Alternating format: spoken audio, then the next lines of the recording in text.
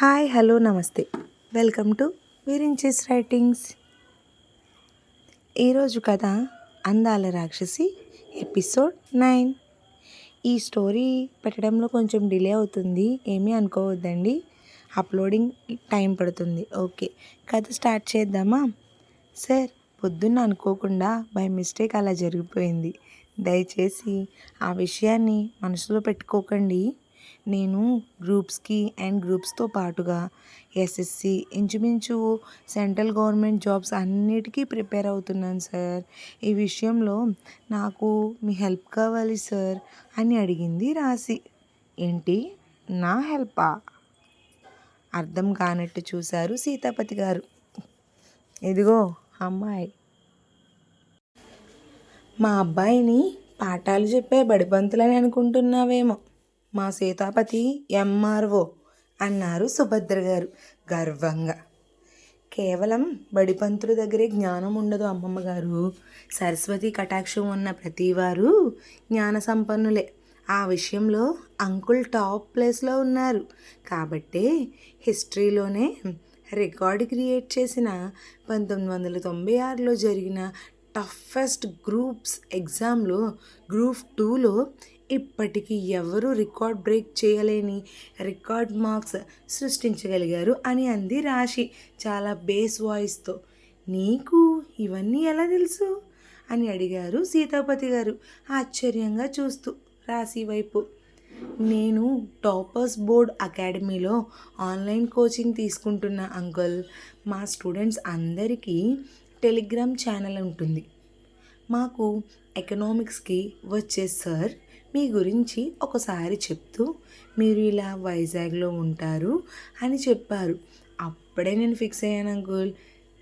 ఈసారి వైజాగ్ వచ్చినప్పుడు ఖచ్చితంగా మీ అడ్రస్ కనుక్కొని మీ నుండి టిప్స్ తీసుకోవాలి అని.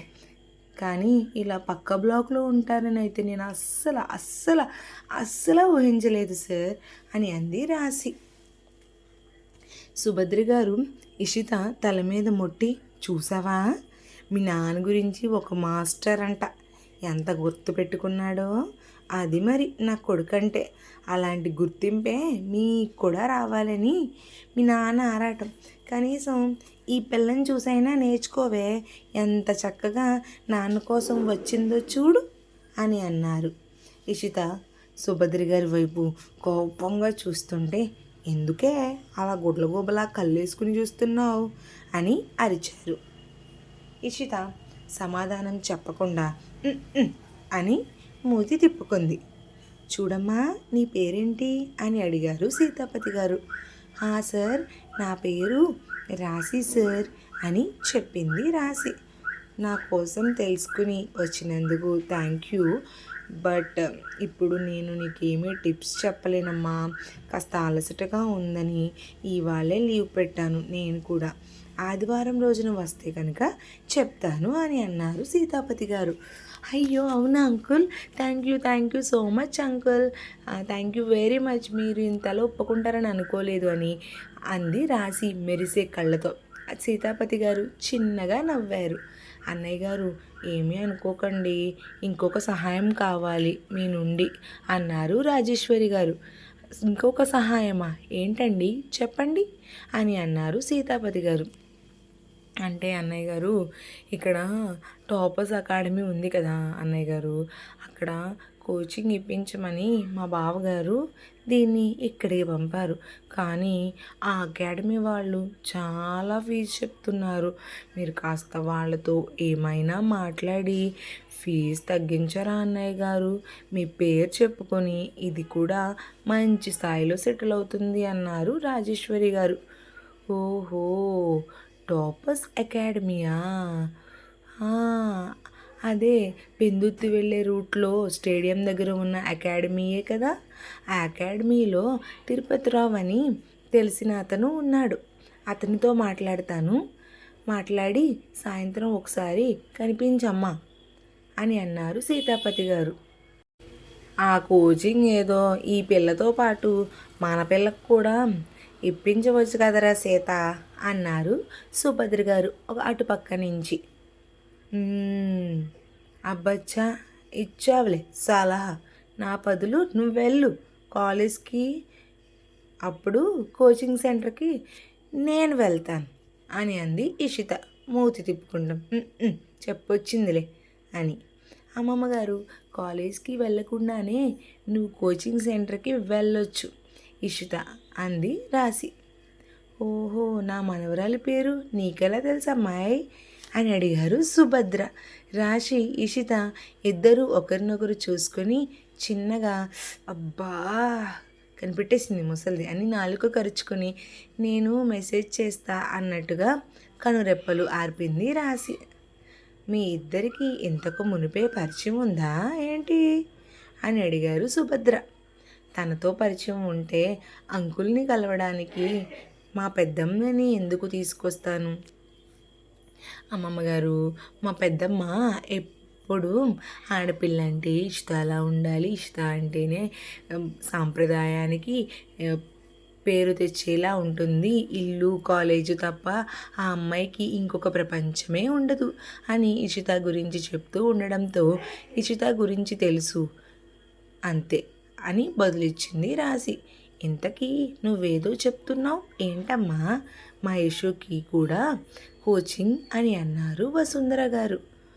అదే అంకుల్, ఇషిత ఇప్పుడు బీటెక్ ఫైనల్ ఇయర్ అంట కదా, అయితే ఈ 1 ఇయర్కి ఓన్లీ ఎగ్జామ్స్కి అటెండ్ అయ్యేలాగా కాలేజ్ యొక్క మేనేజ్మెంట్లో పర్మిషన్ తీసుకుంటే కోచింగ్కి రావచ్చు, అలాగే బీటెక్ అయ్యేలోపు జాబ్ వచ్చే అవకాశం ఉంది ఆంటీ. మా కాలేజ్లో మా సీనియర్ అన్నయ్య కూడా ఒక అతను ఇలాగే చేశాడు. ఆ అన్నయ్య యూపీఎస్సి ప్రిలిమ్స్ క్వాలిఫై అయ్యాడు. మెయిన్స్కి ప్రిపేర్ అవ్వాలని ఆ అన్నయ్య కూడా కాలేజ్ మేనేజ్మెంట్తో కలిసి ఇలాగా ఓన్లీ ఎగ్జామ్స్కే వచ్చేలాగా మాట్లాడుకున్నారు అని అంది రాశి. ఈ ఆలోచన ఏదో బాగుంది కదండి, మనం కూడా మన అమ్మాయిని ఇలా మేనేజ్మెంట్లో ఎగ్జామ్స్ రాయించి కోచింగ్ ఇప్పిస్తే మీరు కోరుకున్నట్టు దానికి చదవడానికి సమయం దొరుకుతుంది కదా అండి. అదే ఒక పక్కన కాలేజ్ వాళ్ళు ఇచ్చే వర్కులు, ఇంకో పక్కన ఈ ఎగ్జామ్స్కి చదవడానికి మన ఇష్యూకి టైం మేనేజ్ చేసుకోలేకపోతుంది అని అన్నారు వసుంధర గారు. అప్పుడు ఆలోచనలో పడ్డారు సీతాపతి గారు. ఓహో, ఏం చేద్దామని ఆలోచిస్తున్నారు సీతాపతి గారు. ఇంకా ఆలోచన ఎందుకు సీత, సాయంత్రం ఆ తిరుపతిరావు ఎవరో తెలుసు అన్నావు కదా, అతనికి ఫోన్ చేసి ఇద్దరికి ఫీజు తగ్గించమని అడుగు. మన పిల్లకి కూడా మన పిల్లకి ఈ పిల్లకి కూడా జత ఉంటే ఇద్దరు జతగా వెళ్ళొచ్చేస్తారు అన్నారు సుభద్ర. ఇన్నేళ్లకి ఉపయోగపడమాట చెప్పావే అనుకున్నది ఇషిత మనసులో. సరే అయితే రేపు మీ కాలేజ్కి వచ్చి మీ ప్రిన్సిపల్తో మాట్లాడతాను, ఓకేనా? మీ ఇద్దరూ కలిసి టాపర్స్ అకాడమీలో జాయిన్ అవుదురు కానీ అని చెప్పి ఫోన్ రావడంతో లోపలికి వెళ్ళిపోయారు సీతాపతి గారు. ఇషిత గుండెల్లో రాయి పడినట్టు అయింది. ఏంటి నాన్న టాపర్స్ అకాడమీలో జాయిన్ చేస్తానంటున్నారు అని ఆలోచనలో పడింది. కానీ రాశి ఇషిత ఎక్స్ప్రెషన్ పట్టించుకోకుండా తను అనుకున్నది త్వరగా అయిందని ఆనందంలో ఉంది.